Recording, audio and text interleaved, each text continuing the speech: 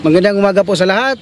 Ako nga po pala si Leo Narca, isang Field Marketing Supervisor ng Negros Island.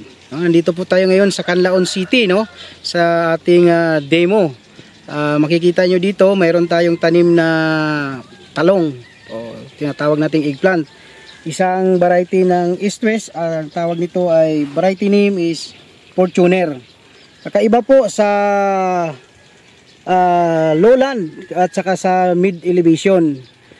Sa lowland siya, mostly makikita nyo green yung kanyang tanim, pero dito sa mid elevation, no, makikita nyo purple na yung kanyang plants, no? Okay, yung dahon po sir, medyo purple nga po, no? Yes, mga viewers natin, makita nyo purple yung itsura ng dahon at yung bunga. Okay po, dito po yung bunga niya ng ating Fortuner variety. Mukhang makinis po sir. Makintab. Ayos. Tamang-tamang laki. Deep purple, pati yung calyx po niya sir, hindi na green . Yes sir. Purple na rin . Purple na rin. Pero accepted po ba yung ganyan sir dito sa Preferred po sa Canlaon, no? Sa mga trader natin. Opo. Gusto rin nila yung klase na talong na ganito. Mahaba rin sir, no? Mahaba rin. Yung po sir, yung pag-harvest, hindi po ba na-delay o parehas lang po? Parehas lang, the same lang sa ibang talong. Mga ilang days po yan sir after transplanting? 55 to 60 days. Harvest na rin sir. Tayo. 3 days interval, no? Sa talong natin. Sir Leo, sabihin lang po natin na ito pong Canlaon ay mid elevation, malamig po dito. Malamig po dito sir. Medyo malamig po dito. Kaya po yung talong, pwede rin itanim yung Fortuner. Supposed to be for lowland po yun, di po lowland, yes sir. Pero itinanim dito sa mid elevation, yan ang resulta. Makinis, mahabang klase ng talong, pero ang kulay, deep purple. Deep purple. Ano po kaya sir ang laman yan? Ganun pa rin. Pwede po ba natin biyakin sir? Yes sir. Sige nga po. Aba. Ang ganda nitong talong na to, halos walang buto. Halos walang buto sir. Pero harvestable na po yan. Harvestable na po sir.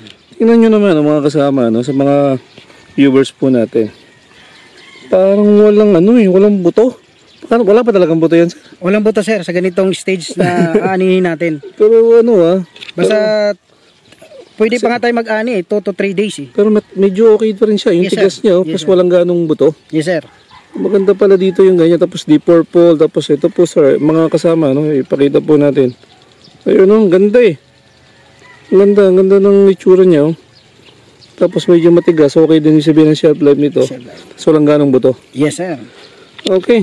Sir Leo, imbitahan po natin sila. Iniimbitahan po ko kayong lahat, no, sa mga farmers natin, mga kasama. Tanim po tayo ng Fortuner na variety ng East-West. Pero sir, ang tanong, meron na po ba kayong buto sir? Meron po. Meron tayong may padating na? Padating na po. Kayo mag-alala, marami tayong butong darating. Kasi yun ang nagiging question po lagi ng mga kasama natin ng mga farmer, no? Medyo kulang daw po ang issue sa buto ng talong. Yeah, po. Darating na po ang ating mga okay. Sige Sir Leo, maraming salamat po. Sir, salamat po. So, pinakita lang po natin na pwede rin pala sa mid elevation itanim ang mga talong tulad po ng Fortuner daw na yun. And ang resulta, nagiging kulay deep purple yung mga dahon, pati yung bunga ay deep purple din. Yan. So marami pong bunga dito, Ayan.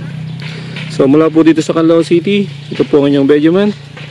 Mula po sa Talungan, deep purple, Sir Mike to Benjamin, maraming salamat po.